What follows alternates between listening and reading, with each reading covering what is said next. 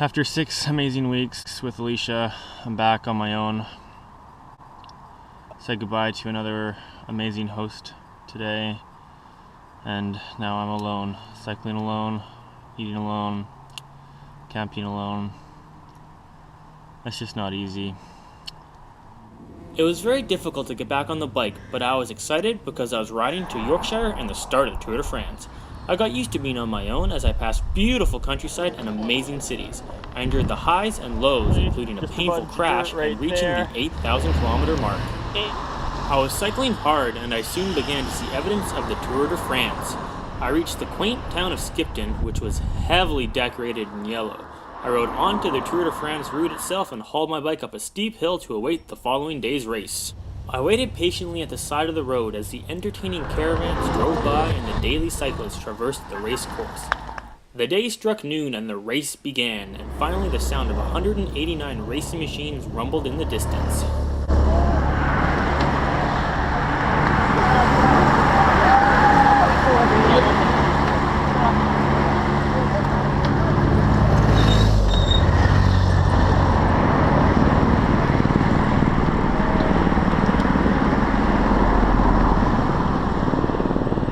How cool is that?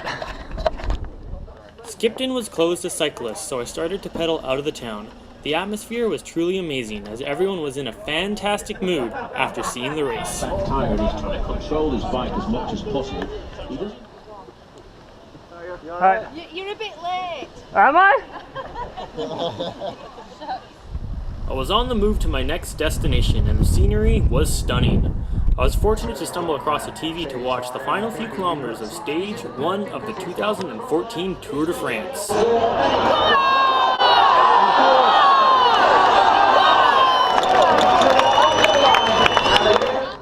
As exciting as the day had been, it was far from over. I had tickets to a speaking event at the Yorkshire Cycling Festival.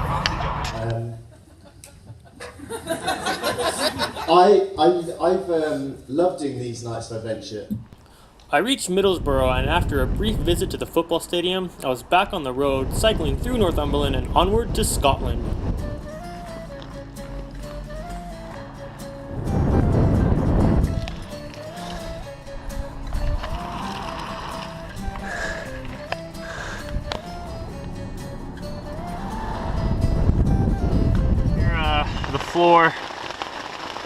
The floor is super wet, so I'm going to try to get it as dry as possible.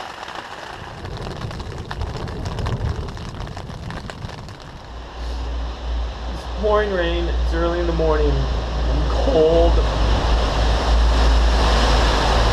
I don't know if I have a place to stay in Edinburgh yet. And I was sitting in this bus stop and a man brought me a coffee and a bacon roll. And it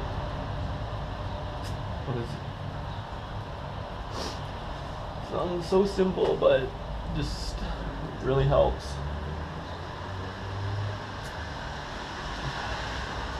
I will always remember that bacon roll and coffee on that rainy day in Scotland. It was the kind of generosity that left me in tears.